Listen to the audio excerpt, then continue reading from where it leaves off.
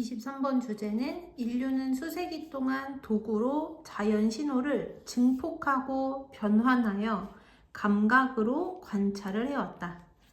many 뒤에는 복수명사 오죠. 많은 세기 동안에 인간들은 도구들을 사용해 왔다. 어떤 도구를 사용을 했냐? 그래서 이 관계대명사절의 동사가 translate랑 bring 이렇게 두 개가 동사고요. 이 동사와 이 동사는 둘 다 목적어가 필요한 동사거든. 무엇을 번역하다, 무엇을 가져오다, 그쵸? 근데 얘와 얘의 목적어가 요렇게 긴 거야. 그래서 원래는 translate 뒤에 목적어 요게 여기 오고 그 다음에 세모 치고 그 다음 bring의 목적어도 요렇게 와야 되는데 목적어가 똑같기 때문에 어떻게 한 거다? 뒤에다가 한 번만 쓴 거야. 이해되시죠? 자, 그래서 도구를 사람들은 이용을 해왔대. 근데 어떤 도구냐? 자, 이 목적어 먼저 해석할게. 우리가 우리의 감각으로 인식할 수 없는 그러한 자연의 현상들을 번역하고 그리고 우리의 인식으로 가져오는 그러한 도구를 사용해왔다. 됐죠? 자, 다시 해석을 해보면 몇 세기 동안 사람들은 우리가 우리의 감각으로 인식할 수 없는 자연 현상들을 번역하고 그리고 우리의 인식으로 가져오는 그러한 도구를 이용해왔다. 그래서 정리를 해보자면 인간은 감각으로 직접 느낄 수 없는 자연 현상들을 바꿔가지고 감각할 수 있게 해주는 도구를 사용을 해야 돼요. 나 넘어가서 몇몇 경우에 이것은 도구를 얘기할 수도 있겠다, 그치? 그래서 몇몇 경우에 이것은 우리의 정상적인 감각 입력에 공급되어지는 그러한 신호들을 단순히 증폭시키는 것으로 구성되었다. 여기까지 됐지? 자, 어렵게 얘기하지만 결국 하고자 하는 얘기는 뭐냐면 정상적인 감각 입력, 그러니까 우리의 눈이나 코나 입이나 귀를 통해서 얻게 되어지는 내용을 감각 입력이라고 한 거거든. 그래서 우리가 눈, 코, 입, 귀로 얻게 되는 감각의 내용이 있을 거 아니야?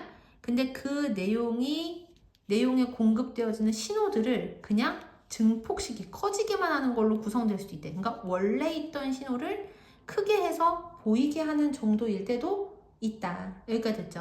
자, 그다음 넘어가서 예를 들어서 망원경은 땡땡땡인 여기서 대시 선행사고 얘가 관계 대명사절이기 때문에 얘가 얘를 꾸며주거든. 그래서 뭐뭐 하는 그것 이렇게 해석을 할 거야. 자, 그리고 bring A into clear view 하면은 A를 선명하게 보여주다 라는 뜻이에요.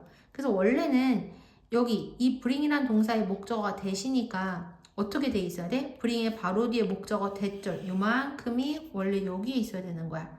근데 영어는 길면 어디로 보내고 싶어 한다? 문장의 맨 뒤로 보내고 싶어 한다. 그래서 요렇게가 맨 뒤로 왔다고 생각하면 돼. 여기까지 되시죠? 자, 해석을 해보면 예를 들어 망원경은 그 다음에 여기서 투부정사 앞에 for 플러스 명사 얘를 우리가 뭐라고 부른다? 의미상의 주어라고 부른다. 그래서 해석은 의미상의 주어 먼저 해석이죠. 예를 들어 망원경은 우리의 눈이 혼자 힘으로 인식하기에는 너무 멀리에 있는 그것을 어떻게 선명하게 뭐 할 수 있다? 보여줄 수 있다. 다시 예를 들어 망원경은 우리의 눈이 스스로 인식을 하기에는 너무 멀리에 있는 그것을 선명하게 보여줄 수 있다. 여기까지 됐지? 그래서 이 투부정사는 앞에 있는 형용사인 far away를 꾸며준 역할을 해서 우리가 투부정사의 앞에 형용사나 부사가 있으면 해석이 어떻게 된다? 투부정사 하기에 형용사 부사한 이런 식으로 해석이 되죠. 여기까지 되시죠? 자, 그 다음 그래서 50번 문장에서는 방금 바로 윗문장에서 원래 있던 신호를 크게 보이게 하는 역할을 한다고 했었잖아요. 그래서 그거의 예시로 망원경을 든 거고 망원경은 어떤 역할을 한다? 멀리에 있는 것을 잘 보이게 하는 역할을 한다. 그래서 넘어가서 다른 기기들은 우리가 인식할 수 없는 신호들을 우리가 뭐 할 수 있는, 관찰할 수 있는 그러한 신호들로 바꾼다. 그래서 turn A into B 하면 A를 B로 바꾸다. 이렇게 해석이 되지. 그래서 또 어떤 도구를 사용을 하냐면 이제는 아예 못 느끼는 거를 느낄 수 있는 거를 변환시키기도 하는 도구를 사용을 한대. 그러나 넘어가서 그 다음 문장 해석해 볼게요. 이러한 도구들 중 몇몇은 우리의 현재의 감각의 범위를 확장시키는 그러한 형태를 취하는데, 예를 들어서 첫 번째가 요만큼이 첫 번째 예시, 그다음 요만큼이 두 번째 예시거든요. 그래서 첫 번째 예시 여기를 먼저 해석을 할 거야. 됐죠? 자, 해석을 해보면 울트라바이올렛 하면 이게 자외선이라는 뜻이거든요. 그래서 빛의 자외선 스펙트럼을 기반으로 하여 눈에 보이는 이미지를 만들어내는 것이나, 또는 보통은 사람의 귀가 들을 수 있는 것의 범위의 바깥에 있는 소리를 뭐로 바꾸는 거야? 들을 수 있는 신호로 바꾸는 것이 있다. 자, 그래서 52번에 하고 싶은 얘기는 뭐냐면, 어떤 도구들은 감각의 범위를 확장을 시켜서 원래 우리의 감각 범위의 바깥에 있어. 그러니까 우리가 인식할 수 없는 감각 범위 바깥에 있는 것을 우리가 인식할 수 있는 감각 범위 안쪽으로 들어오게 하기도 한다는 거야. 그래서 예시 첫 번째가 뭐다? 자외선을 눈에 보이는 영상으로 만들어내는 거. 그다음 두 번째, 사람이 들을 수 없는 소리를 귀로 들을 수 있게도 변환을 시킨다. 여기까지 됐죠? 자, 다시 52번 해석을 해볼게요. 이러한 도구들 중 몇몇은 현재의 감각의 범위를 확장시키는 형태를 취하는데, 예를 들어서 빛의 자외선 스펙트럼을 기반으로 보이는 이미지를 만들어내는 것과, 또는 change A into B야. A를 B로 바꾸다.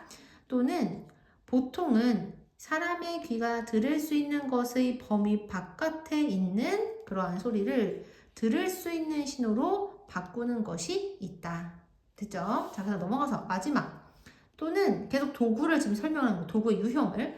또는 어떤 도구들은 특성을 측정을 한대요. 근데 어떤 특성을 측정을 하냐면, 우리가 no error 하면 전혀 뭐뭐하지 않는 이런 뜻이거든. 그래서 우리가 전혀 감각적인 능력을 가지지 못한 그러한 특성을 뭐하고 측정을 하고, 그런 다음에 그 특성들을 우리가 관찰할 수 있는 것으로 뭐한다?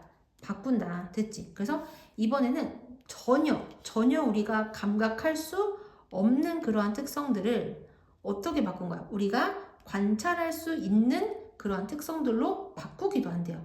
여기까지 됐지? 그래서 아예 감각이 불가능한 것을 관찰 가능한 것으로 변환시키기도 한다. 그래서 핵심은 뭐냐면, 사람들이 맨 귀로 못 느끼는 자연현상을 도구로 확장하거나 변환을 시켜서 그것을 관찰 가능하게 만든다는 거야. 그러니까 도구가 이런 역할을 한다라는 걸 알고 있으면 돼요.